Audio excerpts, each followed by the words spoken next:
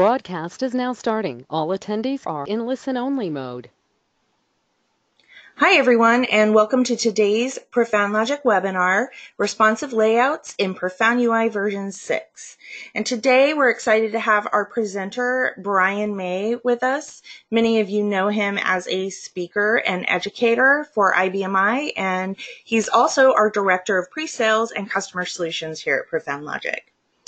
So before we get started with the webinar, I want to cover just a few things. First, I want to make sure that everybody knows that we are recording this webinar, and after the webinar is completed, we will send you an email with a recording so you can listen to it again, you can share it with your coworkers. You'll also get a follow-up email that explains the questions and answers. So we will be taking your questions throughout the webinar. If you go to the right-hand side of your screen in the drop-down box there, you'll see where you can answer or you can ask questions. And we have a team on board today who will be answering your questions throughout the webinar. At the end of the webinar, we'll take some time to go through and answer as many of those directly as we can. But those that we can't, we'll include in a transcript, and we'll include that in the email we send to you. Also, after the webinar, you'll be prompted to take a survey. This is very useful to us. It gives us information on how we did in this webinar and will help us prepare for future ones so that we can make sure that we're giving you the content that you want to hear. So with that, I'm going to go ahead and hand things over to Brian. Thank you, Amanda, and thank you everyone for attending today. So what I want to focus on today, of course, is our responsive layout widget, which is actually one of my favorite new features for Profound UI 6. The concept of responsive design is something that many of you, our customers, have asked about, and I really think that we've come up with a solution to take the mystery and the complexity out of it and allow you to build responsive screens without having to learn all of the coding and complexity that's involved in doing so. So for today, we're going to take a look at a few things. We're going to talk a little bit about responsive design in general. We're going to talk about a little bit about the history of responsive design in Profound UI. And then we're going to jump into the new features in Profound UI 6 that's going to make your life much easier with regards to responsive design. So with all that being said, let's go ahead and get started. We have a lot to cover today, and of course I want to make sure that we leave enough time at the end to answer your questions. So first and foremost, why responsive design? What makes responsive design so important in today's ecosystem? Well, actually, that question is very, very easy to answer. I'm willing to bet that all of you have a mobile device in your pocket, in your purse, or on your desk right now. I thought about taking a poll, but I kind of thought that it would be useless to do so because I would assume 99.9% of you would answer yes. This is the world that we live in. We live in a world where everything is accessible to us at a moment's notice. You want to know what time a movie's playing? All you have to do is pull out your phone and look it up. And we've become so dependent, and we've integrated mobile computing into our life to such an extent now that many people feel lost if they leave their phone in the car or at home. So we have these mobile devices that are so ingrained into our personal life, it's only natural that these mobile devices are going to make the transition into the enterprise as well. So I'm sure we've all seen it. You've gone to a website and you've tried to use that website on your handheld device, and it wasn't a responsive site, and so you've run into all the usual issues there, right? It's hard to use a non-responsive website on a phone. The text is too small, it's hard to read. You end up zooming in and zooming out to try to find the content that you're looking for. You're scrolling left, right, up, down, just trying to navigate this application that was never designed to be on the device that you're using. And it can be very frustrating. And when you're talking about something that's customer facing, it can actually turn away business. So that is the direction. But I want to take a minute and talk about a few statistics, because while I can tell you that mobile browsing and responsive design is important, I feel that it's much easier for me to illustrate it with numbers.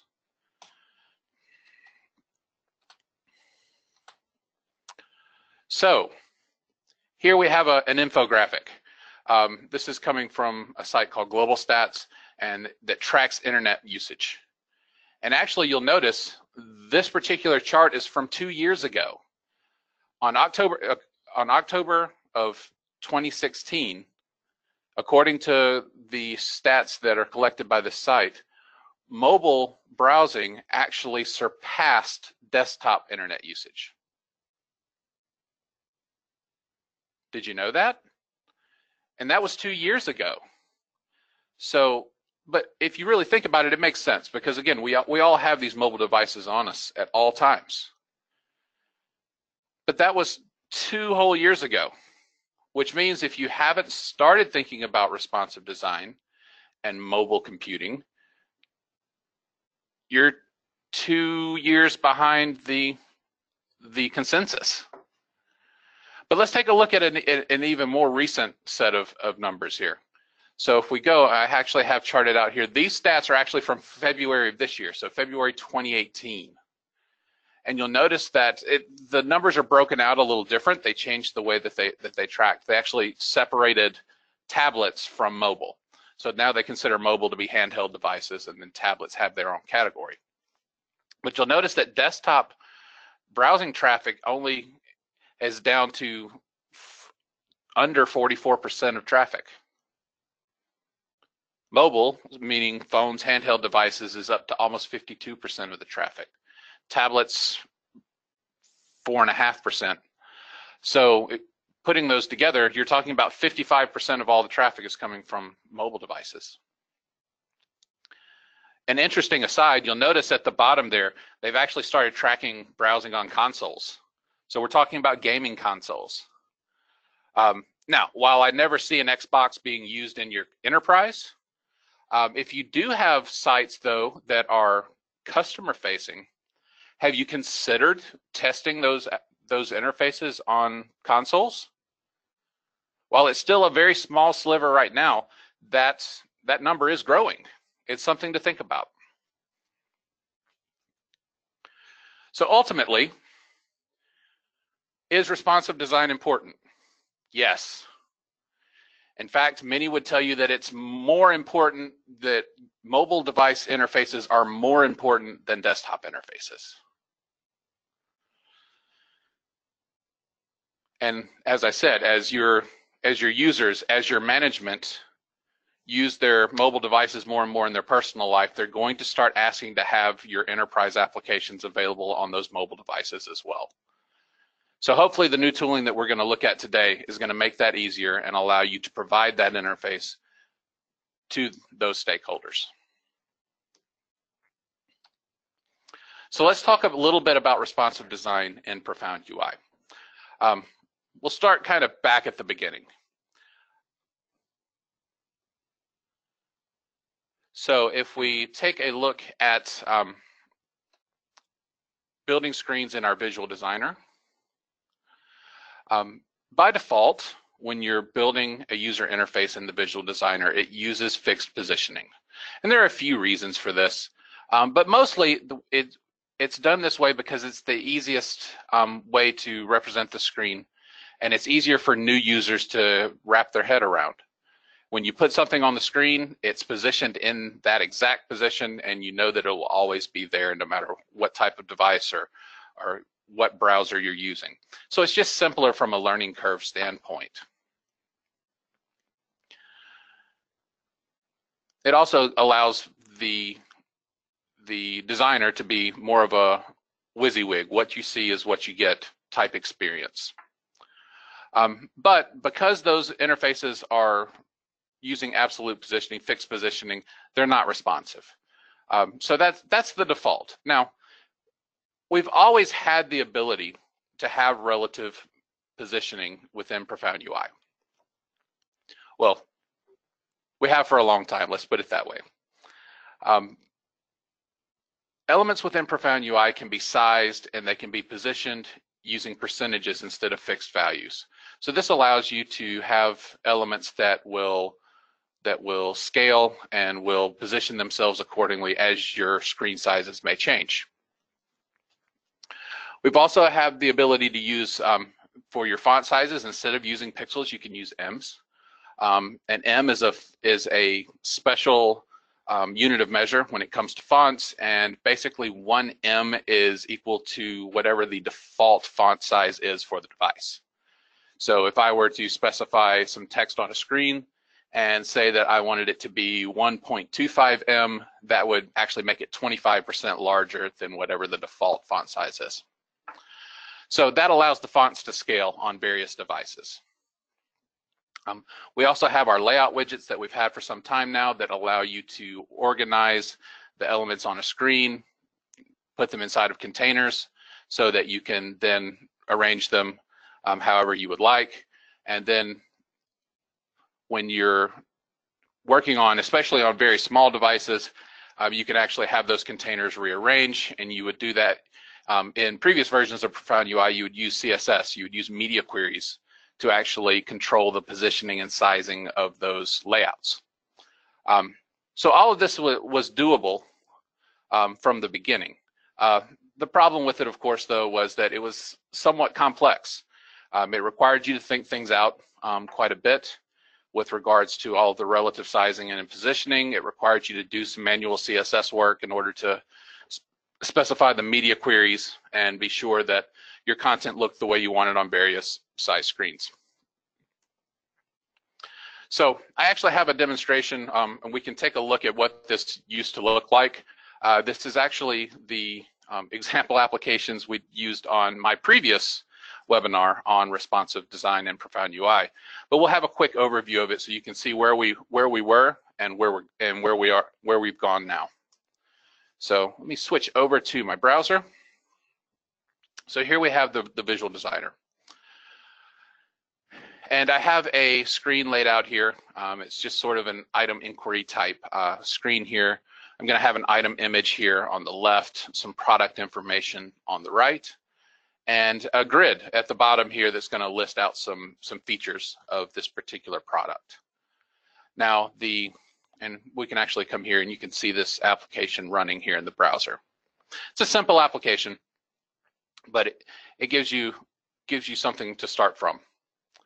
So if I come to the Visual Designer, we'll see that I am using relative positioning in this particular screen.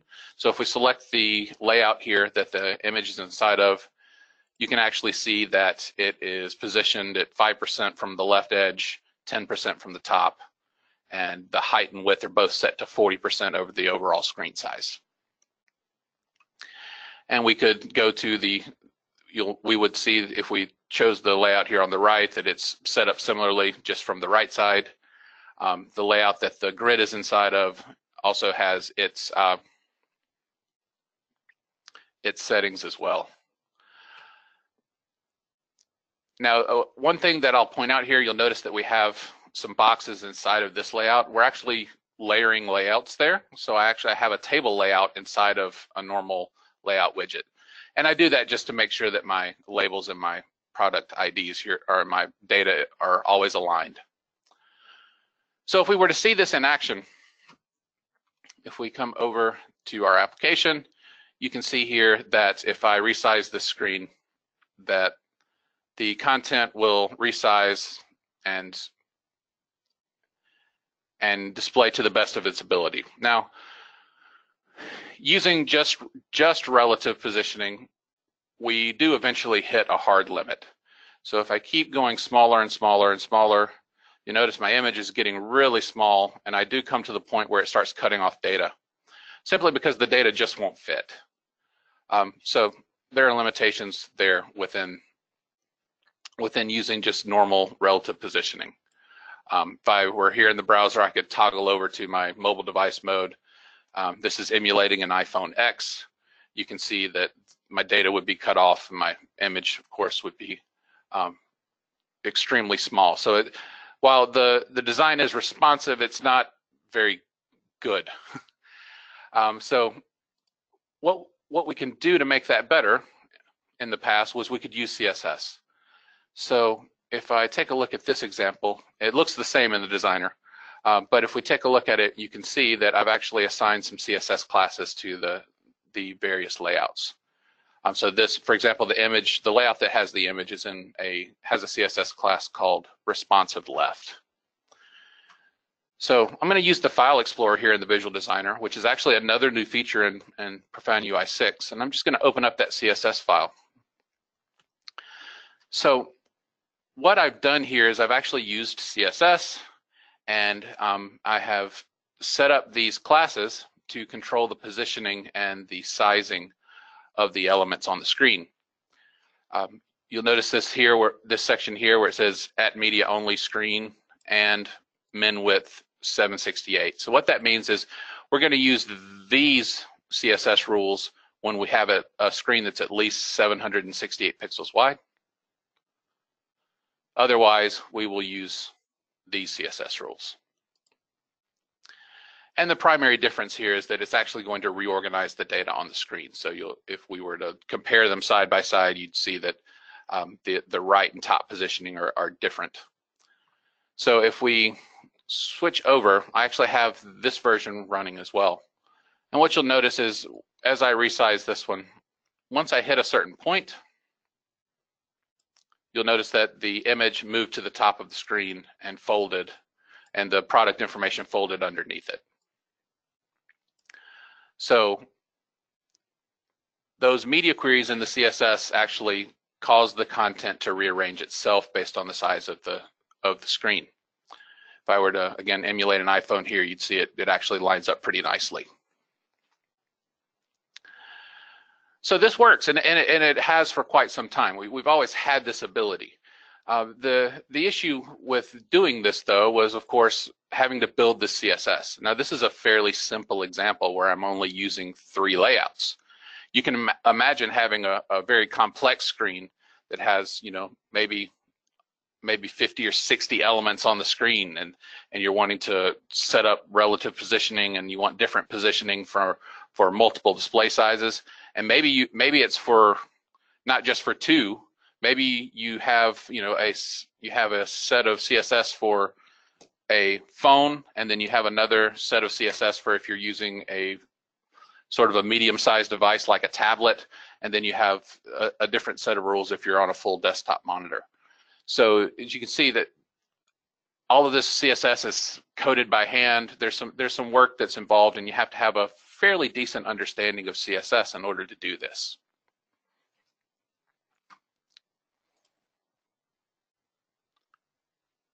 So with Profound UI 6, we've actually implemented new features to actually make this all much more simple to do.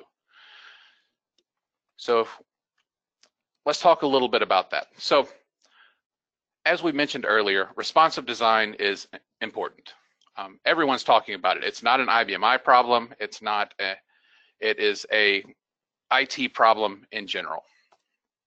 So what a lot of people have done, a lot of developers have done, is they've adopted frameworks in order to implement responsive design. One of the most popular is called Bootstrap. There are hundreds of thousands, if not millions, of sites out there that are based on Bootstrap. Now, Bootstrap is a framework it's a JavaScript, CSS, HTML framework. In some ways similar to Profound UI in that regard. So it's actually a pretty heavy framework to run. And there are a lot of sites out there that are running Bootstrap just so their sites will be responsive. They're not really using any of the other things within Bootstrap. They're only using Bootstrap to make their sites responsive. And using a framework, whether it's Bootstrap or one of the other options that are out there, you have to learn their way of doing things. So you're going to have to, learn the ins and outs of that framework. You're going to have to import, JavaScript and CSS files. And when you're talking about using them with Profound UI, while it can certainly be done, you're talking about taking an outside framework and then pulling it in to our framework and having the two work together. Now we have features that make that possible. Things like our EJS templating that allow you to do things with other frameworks and be able to manipulate raw HTML.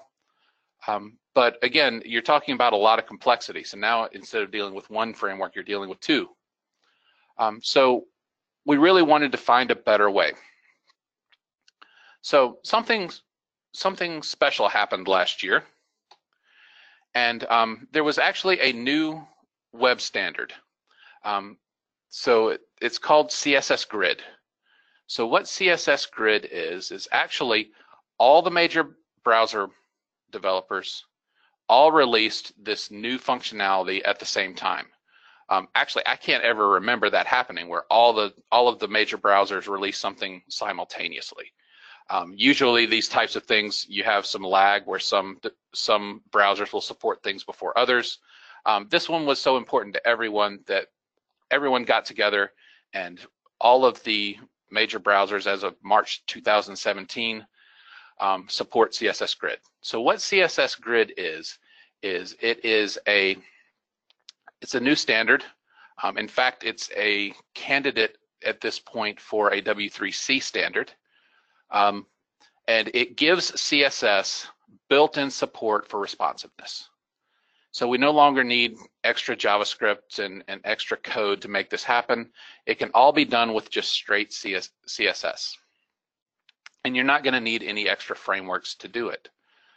So now you have the ability to make responsive sites without having to go out and get some extra heavy framework and pull it in. In the case of Profound UI, you don't have to try to pull in a third-party framework into our framework in order to get just this one feature. Now, using CSS grids, of course, requires CSS. So there's a lot to learn there as far as coding the CSS to make this happen. Now, I don't discourage anyone that wants to go out and learn how to do this from doing so. There are tons of resources out there. There are books on this already, and there are websites and classes that you can take that will take you through all of this. But again, it's a lot of coding. So that's where our new responsive layout widget comes into play. We've actually simplified everything. So we've simplified that with the responsive layout editor. So the idea behind the editor is in a point and click type environment, we can actually go in and design what we want our layout to look like without writing a single line of CSS. Now, we can edit the CSS if we want to, but we don't have to. So this makes setting up CSS grid-based layouts easy. And of course, it's built into the Profound UI framework, so you don't have to bring in anything extra in order to be able to do this. It's all just part of the product.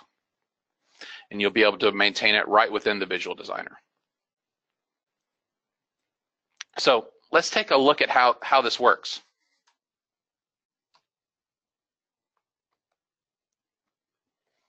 So I'm going to take the same application we've been working with, and I want to implement basically the same functionality that we've done here with CSS. I'm going to do that using our new responsive layout widget. So the first thing I'm going to do is I'm actually going to create an entirely new record format.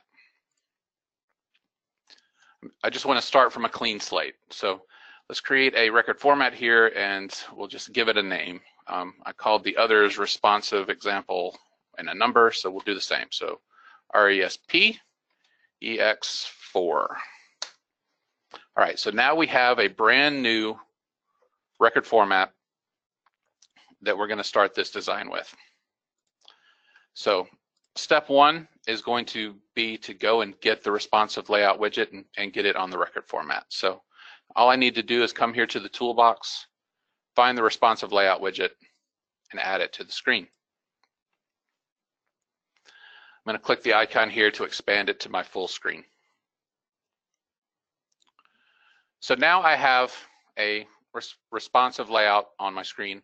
And you can see I have some special settings here. A template, property, a layout, items. So how many different sections do I want to have within this layout? The style rules is where all of that custom coding goes. We'll take a look at that in a minute. And then, of course, whether or not we want to use a viewport, we're not going to get into the details of that.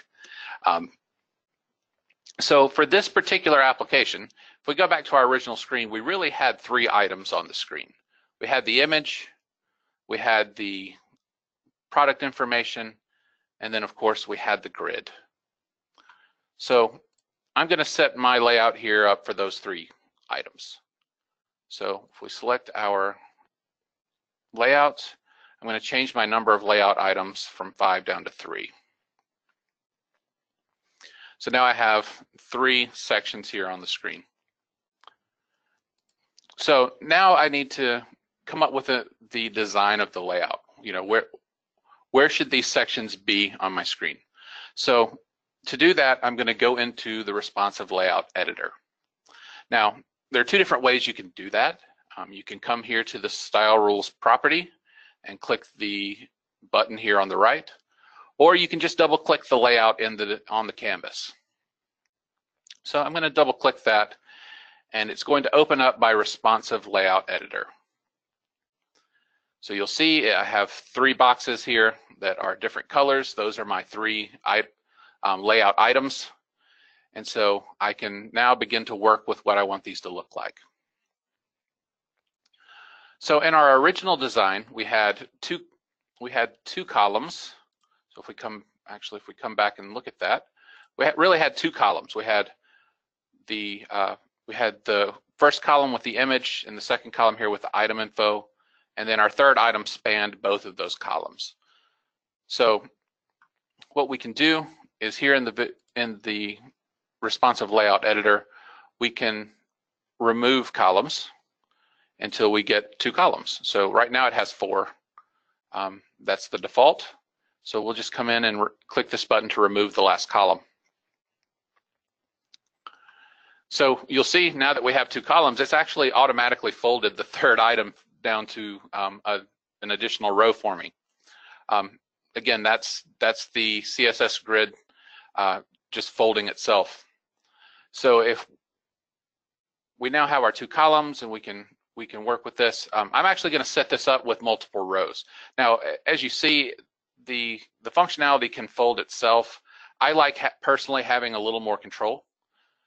So what I'm going to do is I'm actually going to add some rows, and I'm actually going to set this up with 6 rows. I know that seems a little strange. I'll explain why. So in our application, if we take a look, so in this case, when we're in this orientation, we really have 2 rows, right? We have these 2 columns in the first row, and then in the second row, we have the grid that spans both columns. However, when we're on a mobile device, wrong tab, we're actually going to have 3 rows, because we want to have our image, and then we want to have our product information, and then we want to have our grid, and we want them to stack up that way. So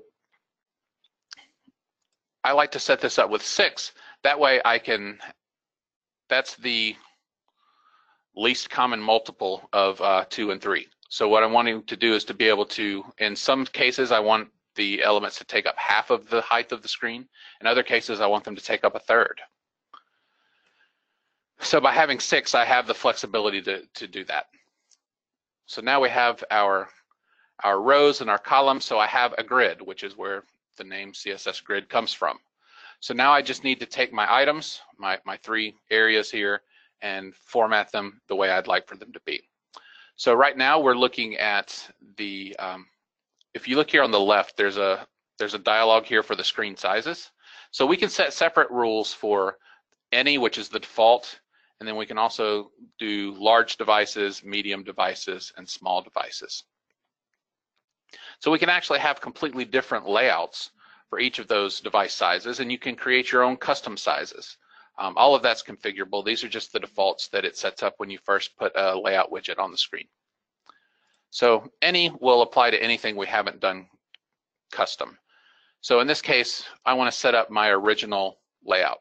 So section 3 here is where I'm going to put my grid, and that was at the bottom of the screen. So I'm just going to drag it down to the bottom half. And I'm going to grab the edge here and have this span across 3 rows. And then I'm going to grab the outer edge and have it span 2 columns. So now item 3 within our layout is going to take up the bottom half of the screen. Now for our 2 sections at the top, I'm just going to expand those so that they take up the top half of the height as well. So now with just using the mouse, we have set up basically 3 containers on our screen into a layout. If you look on the right, you can actually see the CSS that's being generated. If you wanted to add additional CSS, you can do that. You can also remove some of the things that it's done for you, or even double click on some of the CSS and edit it manually. But I think you'll find for most of the things that you do, you won't have to touch the actual CSS. The editor does a really good job of actually letting you drag and drop and build exactly what you want. So now we have our 3 sections, and I'm just going to save this for now. So let's go back to our designer. I'm not sure how well it shows up over the webinar, but there are actual boxes here on the screen that I can see for each of my sections. So now I just need to get my content into those areas. So what I'm going to do is I'm going to come back to our original application. And I'm just going to cut and paste.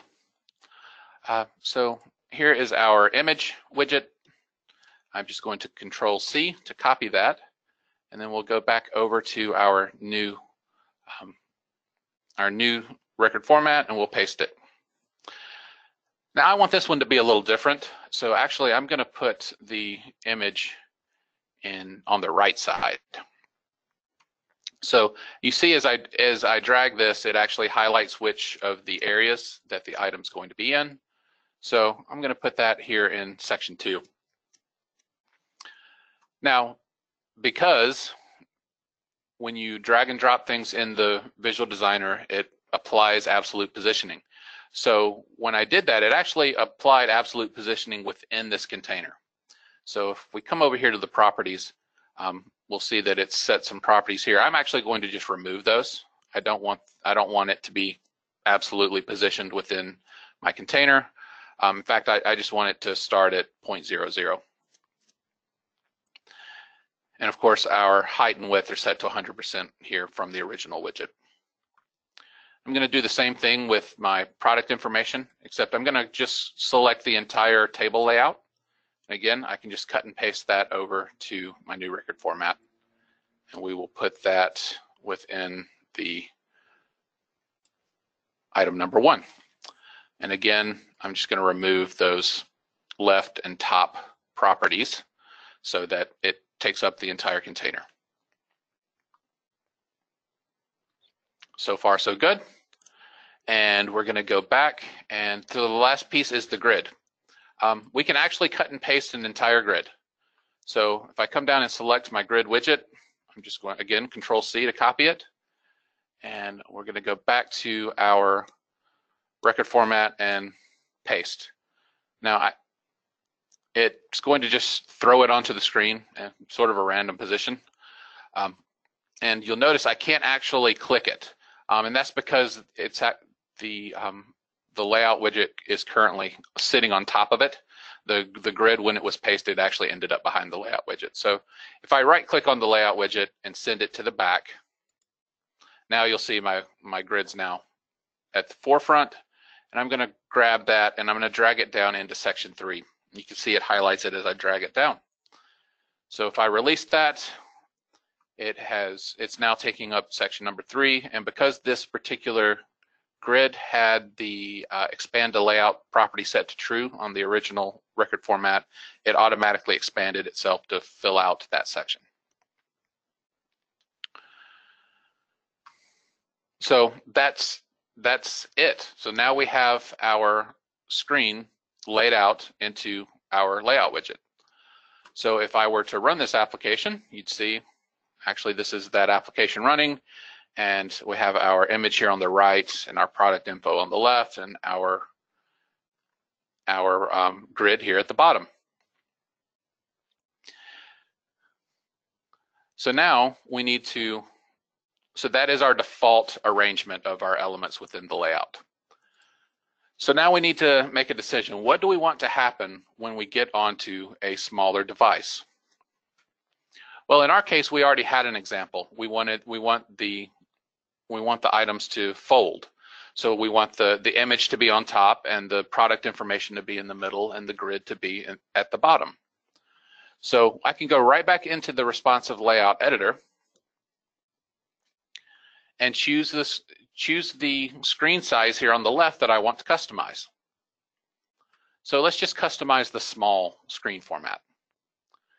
So by selecting small, you'll see I get a preview of what the layout will look like on a smaller device. I can even rotate it to see what happens when the device would rotate. And so now that I have this, I just need to make some adjustments. So the first thing I'm going to do is I'm going to make the grid a little smaller. So we're going to grab the bottom edge and change it to 2 rows instead of 3, and then move it down. So now my grid will take up the bottom third of the screen. Now I still have my 2 sections at the top. So what I'm going to do is, again, change their height so that they're taking up a third of the screen. And actually in our application, the image was on the right, but on a smaller screen we want it to be on the top. So the order of the sections really doesn't matter. The 1, 2, and 3 are really just labels. So in this case, I want I'll select section 1, which has my product info in it, and I can come down and put that in the center here. You'll notice that my section 2 here shifted over because there was no longer anything in that column. Then I'll grab my column and drag it so that it takes up the full width of the screen. Do the same for my section 2. So now my layout will be 2 columns and with 1 large column on the bottom half for all screen types except for small. So any device with a width less than 480 pixels will actually end up in this stacked configuration. And of course I could set up more screen sizes that I want to have custom layouts for, but that we'll keep this one simple. Now again, you'll notice that it's generated even more CSS to make all of this happen. But again, I don't have to care about this CSS unless there's something very specific that I want to tweak. I can do all of it just dragging and dropping here within the editor. So let's save that change. And here we are. Again, in the designer, you're just going to get the default, the any configuration, if you will. But if we go and we take a look at the application, we can actually see it running. Oh, wrong tab. So here's our application. And of course, if we resize it, you'll see that things are going along nicely until we hit that 480 pixel mark. And then our new layout would then come into play. So I don't have to have any of that custom CSS to make this work. Again, the layout widget, the layout editor is taking care of all of that for me. So again, if we wanted to see what this would look like here on the iPhone, there we have it, and of course it would be arranged. Now again, this was a fairly simple example with only 3 areas. So the CSS that's generated is, while still quite a bit, it's not too terribly complex. It wouldn't be too bad to try to code that by hand. However, if you imagine a more complex screen that maybe has a header section, a footer section, a sidebar, multiple areas within a content section, this can get quite complicated and require quite a bit of CSS in order to be able to implement it. So having an editor within the framework allows us to be able to do that very easily.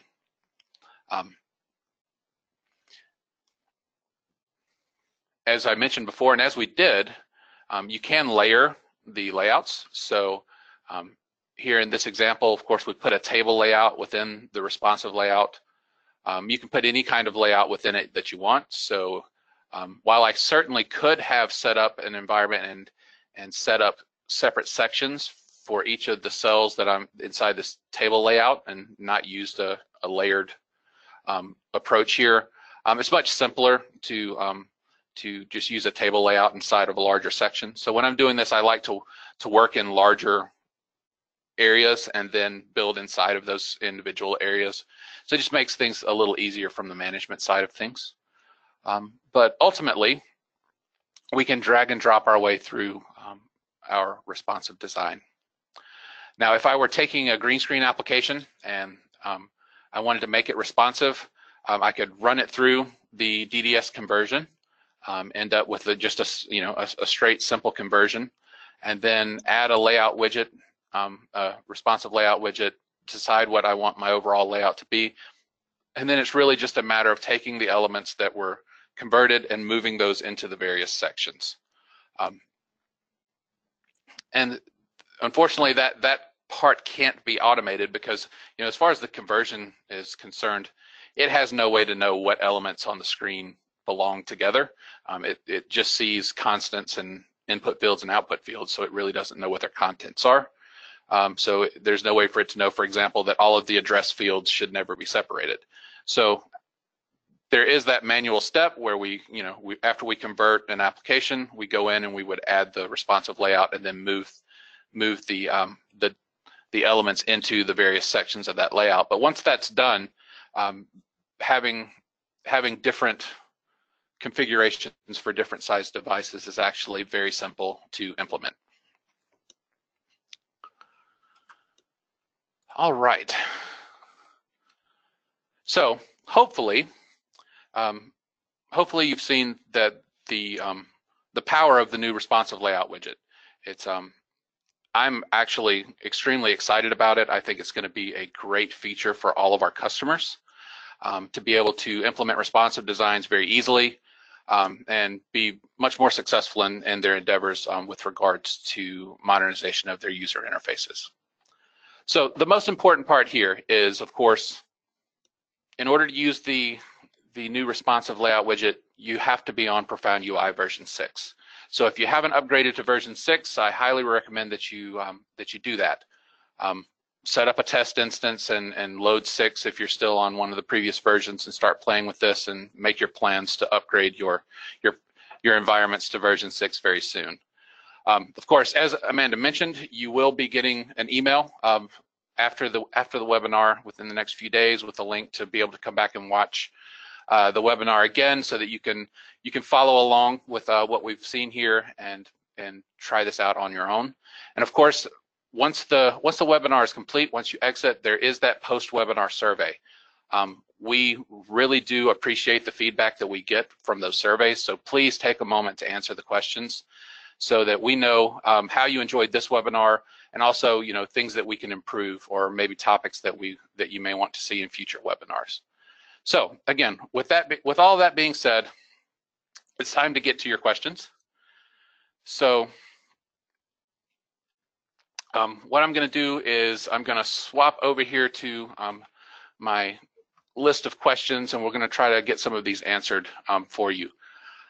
I also have one of our developers here on the line as well, Matt Denninghoff. He was actually one of the developers that built the responsive layout widget. So if you guys ask something that I can't answer, I'll have him queue in and help me answer those questions. All right, so let's have a look.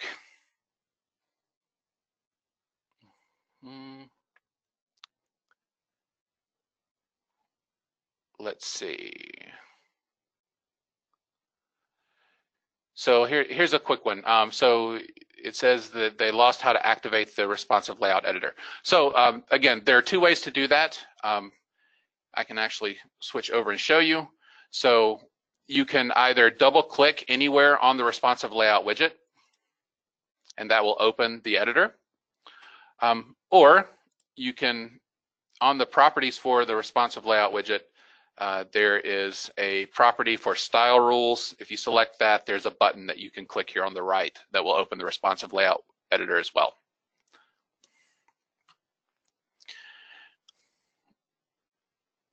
Is there a layout property that shows the container number that a widget is associated with?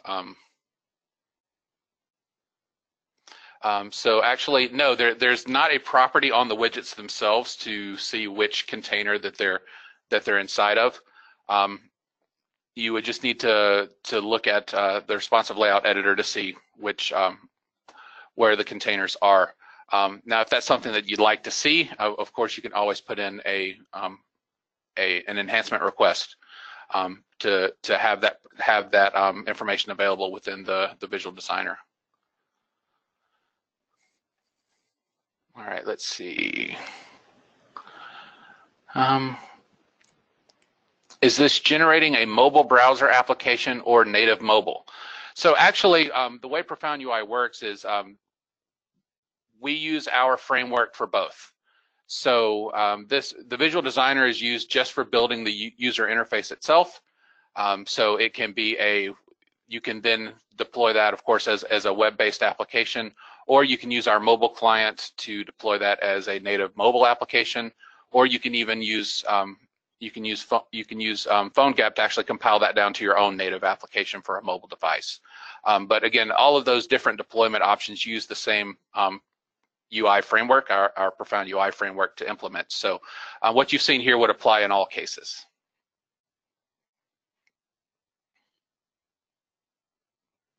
When we use the converter from the Visual Designer to web, do we have the option to convert to responsive? No, there is no automated option to implement responsive design during conversion. That's something the conversion engine just can't do. That's going to require some human intervention. Like I mentioned before, there's no way for the conversion engine to know which elements on the screen need to be grouped together. That's going to require the developer to define that.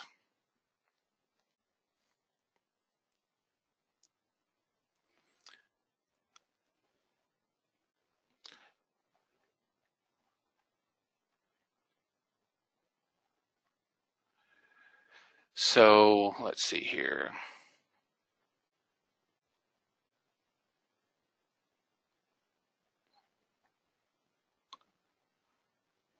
Why create two layouts as you did in your example? Why not just let the larger layout condense to the smaller layout when the screen is smaller? So I'm trying to make sure I understand the question. So when I assume that you're meaning we have this layout here, why do the redesign when we are here in the editor? And ultimately the reason for that is control. So if I left my settings like this, it's possible that CSS Grids would fold that properly. I haven't actually tried it, but it's possible that it would, but I really have no control over what happens. So by specifically setting the layout for the smaller screen design, I actually have full control over exactly how this is going to be organized. So in our example, the image was here on the right, and the product information was on the left.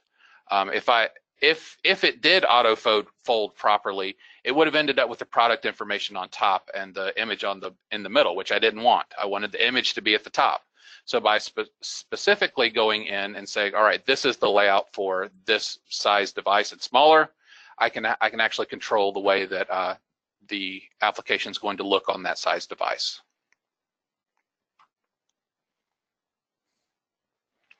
The button on the initial design did not appear on the responsive design. Should we reserve a spot for it too? Yes. I skipped a step there. So the question here was, in the original application, we had the exit button. When I was coming through and building the example, I didn't put a place for it. But yes, that's exactly what you would do.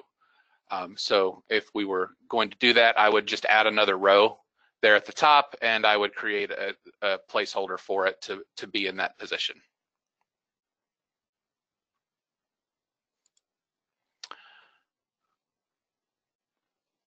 Let's see. Is there a way to dynamically change which container an element is in? I'm actually going to have to kick that one over to Matt because I honestly don't know. Do you have any input on that one, Matt?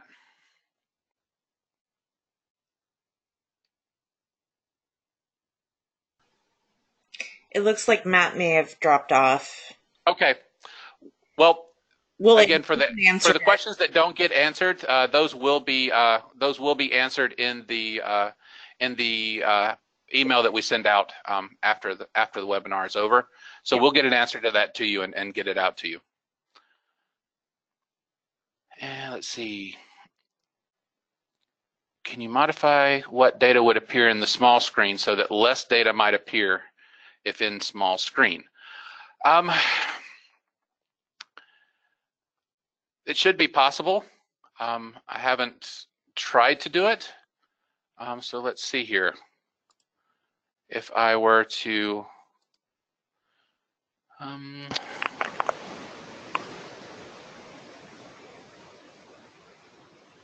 honestly, I don't know the answer to that question. So we'll have to check with the team and get you an answer. All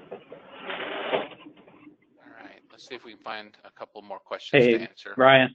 Oh, hi, Matt. Sorry, I was somehow muted. Okay, sure. So we had a question that I was hoping you might be able to answer, and that was, is there a way to dynamically change which container an element's in?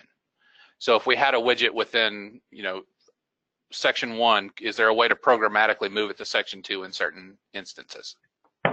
No. No, the idea is that it stays in whatever container you put it in, and what is dynamic is where that container goes, or where the container itself goes. You don't decide necessarily that one widget goes into jumps from container 1 to 2. Right. At least that's not how it's designed right now. However, that being said, and you can correct me if I'm wrong, Matt, you could always put that element into its own container, and then on a smaller device have that container be in a completely different spot. Yeah, that's exactly right. All right, let's see. And we also had another question that I couldn't answer. Can a container be hidden on certain screen sizes? Yeah, one way that I would do it is maybe just hiding the row. If it's on its own row, you can just set the size of the row to 0 pixels or 0%, and that will effectively hide it. So I would do that over here on the right in the style rules. Let me move my questions out of the way. So actually, you don't have to do it over there. If you click on, you've got the number 1 highlighted right now. Right. If you just click it once, now you're in the mode where you can adjust the row heights. Got you. So if you were to shrink the 2. Okay, I got you. So let's just say I make this 1 row so it's easier to see. So if I click that again, I can now grab the height of this row and make it non-existent. Correct? Yeah. Is that where you're headed? Yep. All right, perfect. So then the answer to that is yes. It can certainly be done. All right. See, we have time, I guess, for one more question. So let me come in here and check for another one. So is it possible to put a second responsive layout into a section of of another responsive layout? And I do believe the answer to that is yes. unless Matt chimes in and tells me I'm wrong, you can nest any types of layouts that you want. Yeah, you can have any layouts you want. You can have a responsive layout inside of a responsive layout and inside of a responsive layout. Like we've tested it to do that, and it works well. One consideration with if you have a responsive layout inside of a responsive layout is then you might want to use the use viewport property, which we won't really go into, but. So then it bases its media queries then on the size of its container, not on the size of the screen. Is that how that works? Yeah, that's right. Okay. All right, excellent. Okay, well that covers quite a few of the questions, and we'll go through the full list. I'll sit down or have a meeting and we'll talk with the dev team and make sure that we have all of the proper answers to all of your questions and send that out with the follow-up email. So with that being said, I do want to thank everyone for attending today's webinar. If there's anything at all that we can help you with regards to upgrading to Profound UI 6 or using the new responsive layout widget, please don't hesitate to reach out to us, and we'll be happy to get you pointed in the right direction. So again, everyone, thank you for joining us, and we hope you have a great day.